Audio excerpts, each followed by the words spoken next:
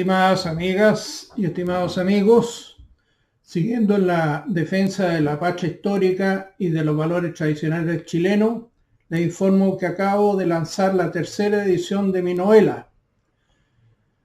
Más adelante va a aparecer una nota del mail al cual ustedes tienen que escribirme para comprar estos ejemplares que ya se están vendiendo. Como les digo, esta es la tercera edición y esta tuvo un precio absolutamente razonable. La primera me costó 80.000 pesos cada libro y lo vendí en 20.000 pesos. Esta me costó 25.000 los dos tomos y los vendo exactamente al mismo precio. Quiero profundizar en esta ocasión sobre un tema que está tratado en profundidad en mi libro, porque hubo por ahí algún personaje que me dijo que creía que mi libro era de política. Es una novela, no es un libro de ciencias políticas ni un ensayo, digamos, de carácter politológico. Sin embargo,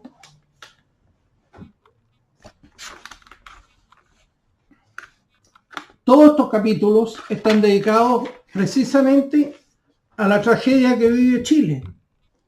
Cómo Chile fue hundido en el hoyo a través del liberalismo. Y eso es lo que les voy a hablar en esta ocasión.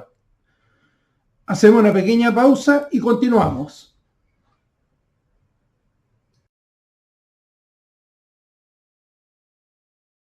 Es imposible hablar del Chile presente, estimadas amigas y amigos, si no hablamos del liberalismo. El liberalismo que surgió con la Revolución Francesa, cuando los revolucionarios, que eran los burgueses liberales, eran ellos los revolucionarios. Y como se sentaron a la izquierda de la Asamblea Constituyente en agosto de 1789 en París, entonces quedó registrada como marca registrada el que el revolucionario es el de la izquierda, cuando en ese caso no era más que una casualidad que se habían sentado en uno de los asientos de la Asamblea de París. Y esta concepción del mundo de hace casi 3 siglos condujo a Europa al fin de la civilización occidental. Todo lo que usted ve, el avance de las parafilias sexuales, el cambio de sexo, la invasión de inmigrantes, la incapacidad absoluta de la masa de poder reaccionar y sacar a los políticos que están hundiendo a los países. Todo eso se debe al liberalismo y por eso lo voy a analizar ahora, tal como lo analicé en mi libro.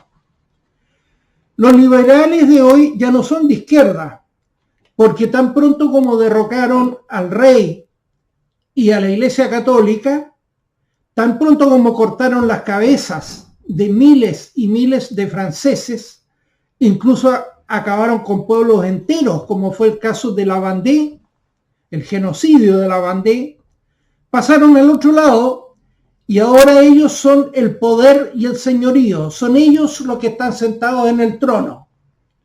Lo curioso es que los liberales son considerados hoy de derecha, cuando jamás han sido de derecha.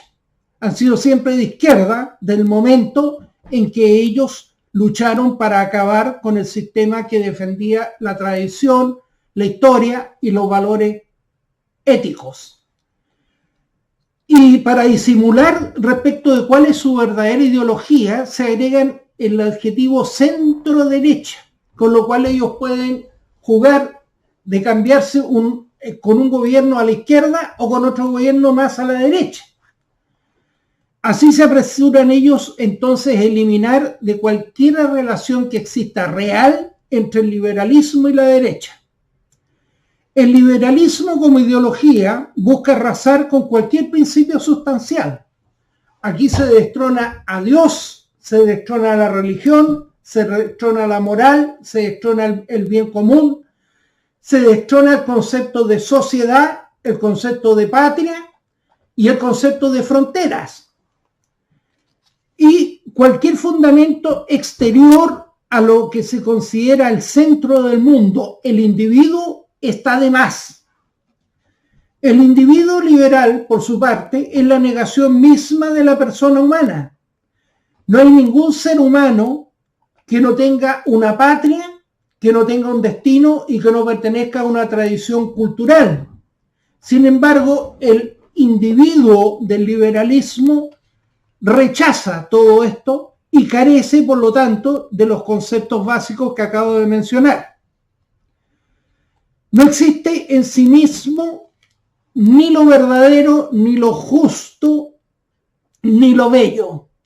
Solamente existe la voluntad del individuo y todo depende de la decisión que él tome, libre, veleidosa, arbitraria, que en cada momento él puede adoptar, y la legislación tiene inmediatamente que someterse a sus dictados.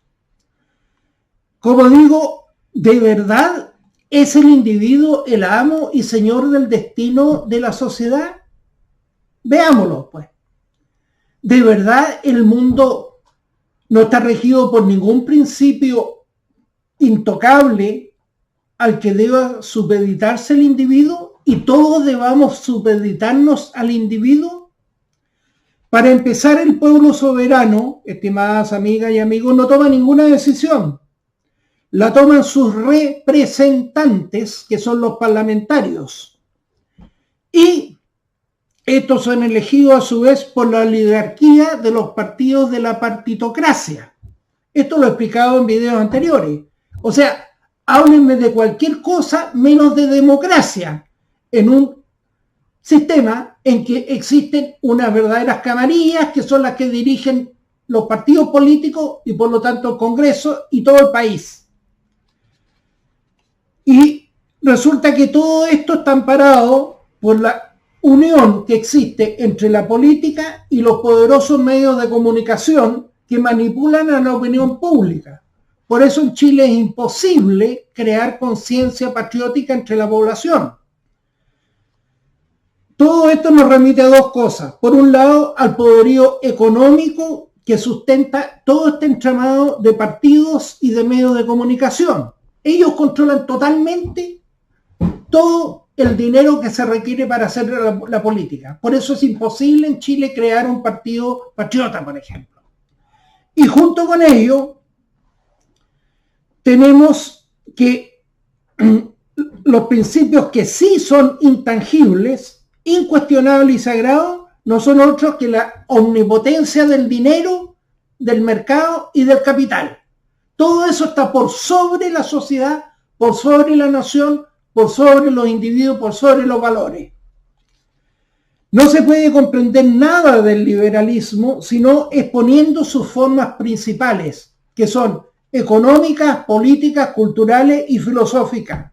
Del mismo modo que no puede comprenderse el capitalismo viendo en él solamente un sistema económico y no un hecho social total, como dice Marcel Mauss. La unidad del liberalismo reside en su antropología, cuyos fundamentos son dos, el individualismo y el economicismo, que es la antítesis precisamente de doctrinas como son el patriotismo, por ejemplo, o el nacionalismo. El liberalismo concibe al individuo y a su libertad como las únicas instancias motivadoras de la vida en sociedad, las únicas instancias normativas de la vida en sociedad, porque mira siempre y únicamente por la maximización de sus ganancias, es decir, por su interés material y su beneficio particular. Esa es la lógica central del individuo, del neoliberalismo y del liberalismo. De ahí que en el ejemplo del contrato social de Rousseau, el hombre no entra en sociedad, sino porque encontró algún interés en ello. O sea, el hombre, supuestamente, lo cual es ridículo, disculpe, ha estado siempre en sociedad, pero según la teoría del contrato social, el hombre en algún momento cedió su libertad para entrar en esta sociedad. Pero esta sociedad solamente le interesa en la medida en que pueda encontrar su ventaja, lo que significa que no tiene ninguna relación ética con ella. El individuo está empoderado para hacer lo que quiera con su tiempo, con su cuerpo, con su dinero, porque él es el rey del universo, no solamente el rey del mundo. y está legitimado para efectuar todas las elecciones que su interés mande, sin estar nunca condicionado por modelos basados en la herencia patriótica, en sus vínculos o en la tradición ética. La libertad liberal supone también que los individuos pueden hacer abstracción de sus orígenes, de su entorno, de su contexto social en el que viven o de la cultura en que ejercen estas mismas elecciones. Es decir, todo lo que hace que un ser humano sea lo que es y no otro distinto está anulado por el concepto liberal. La libertad de los liberales es, ante todo, la libertad para poseer más dinero y no estriba en el ser, sino en el tener. Como bien ha dicho Pierre Manent, el liberalismo es, en primer lugar, la renuncia a pensar la vida humana según su bien y según su fin. O sea, no es otro el fin que el bien del individuo, no el de la sociedad. El reconocimiento del derecho inalienable del individuo a su libertad de elección implica automáticamente la aceptación social y jurídica de todas las formas de vivir.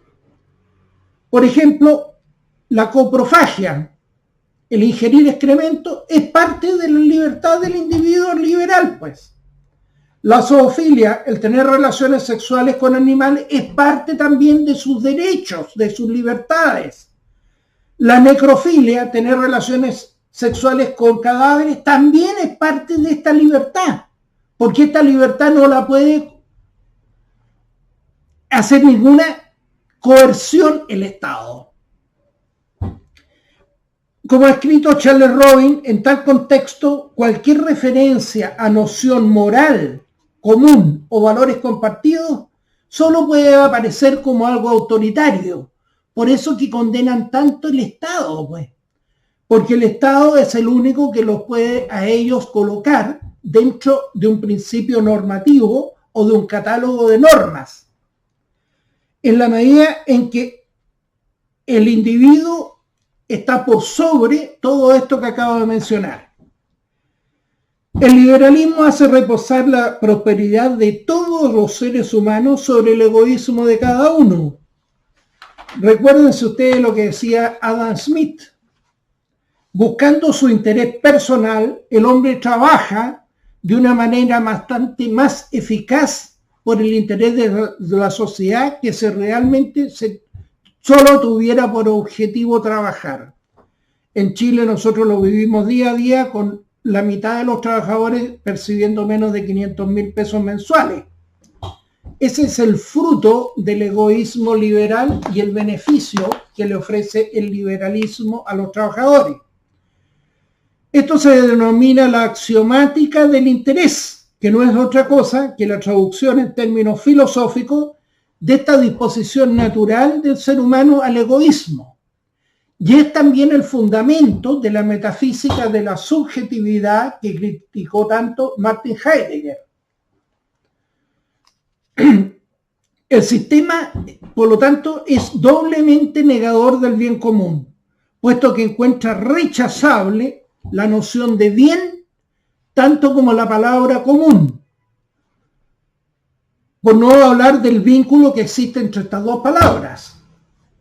La mano invisible del mercado del liberalismo es, por otra parte, una doctrina económica que tiende a hacer del modelo del mercado el paradigma de todos los hechos sociales. O sea, lo que prima en una sociedad no es el bien común, sino que lo que prima es el mercado sobre la sociedad. De ahí que el liberalismo sea cosmopolita, porque el propio Adam Smith lo señaló. Un comerciante, dice, no es necesariamente ciudadano de ningún país. Es mayoritariamente indiferente en qué lugar tiene su comercio y no tiene el menor disgusto para decidir llevar su capital de un país a otro y con él toda la industria que ese capital ponía en funcionamiento. Por lo tanto, se acabaron las naciones y se acabaron las fronteras para el liberalismo. Es por esto que los empresarios son siempre ardientes defensores de la inmigración ilimitada, porque les permite ejercer una presión a la baja sobre los salarios. El intercambio mercantil se convierte, por lo tanto, en el fundamento y la regla general de la sociedad. El homo economicus está al servicio de la economía y no a la inversa. Carl Schmitt, por su lado, negó que pudiera haber una política liberal, pues el liberalismo se caracteriza, además de proclamar la primacía de lo económico sobre lo político y de lo privado sobre lo público, por una invencible tendencia a neutralizar los problemas políticos. ¿Mediante cómo? Mediante la despolitización de la sociedad. Por ejemplo, en la sociedad liberal no existe ningún conflicto entre capital y trabajo. Vean ustedes en qué país de Europa existe ese conflicto.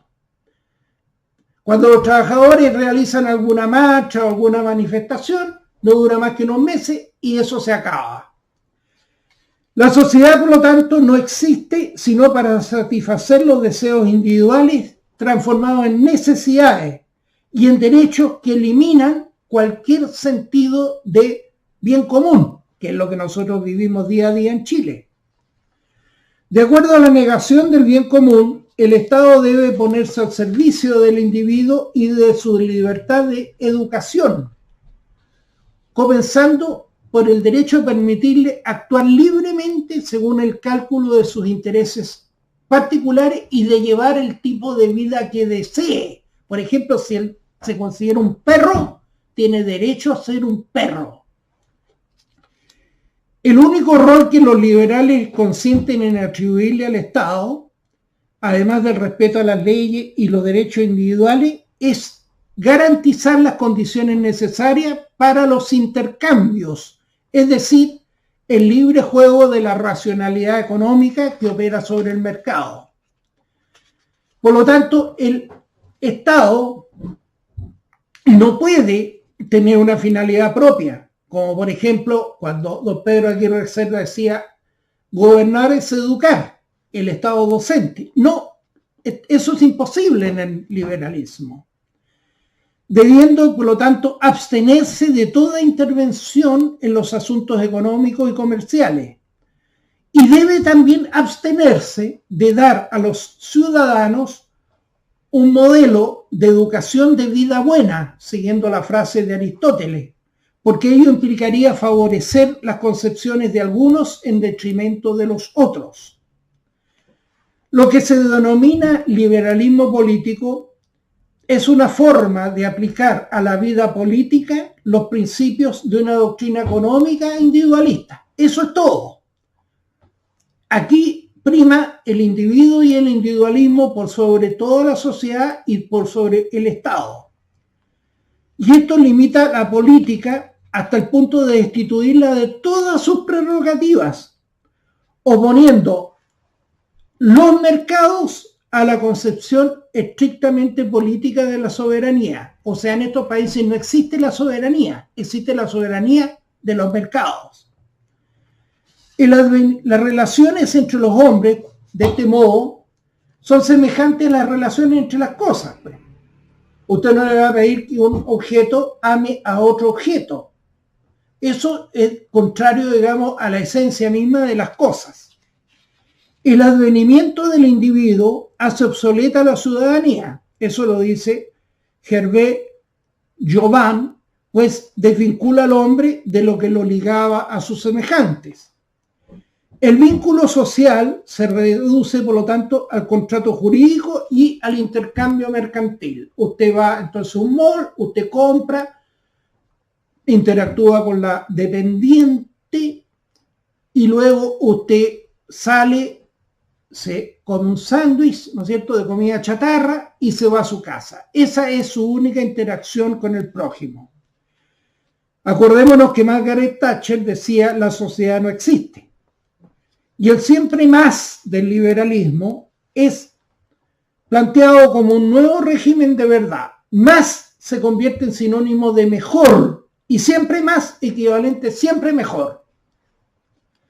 Para la lógica del capital, todo lo que sea obstáculo a la extensión indefinida del intercambio mercantil es un cerrojo que hay que hacer saltar. Y ese es el motivo por el cual se prohíbe al Estado intervenir y además no se puede imponer la frontera territorial como un freno a la invasión de los seres de luz. Pues tampoco entra acá en este mecanismo el juicio moral que incita a la mesura. Aquí todo tiene que ser desmesurado, libre, liberal, libertario. Y la tradición cultural también queda absolutamente obsoleta.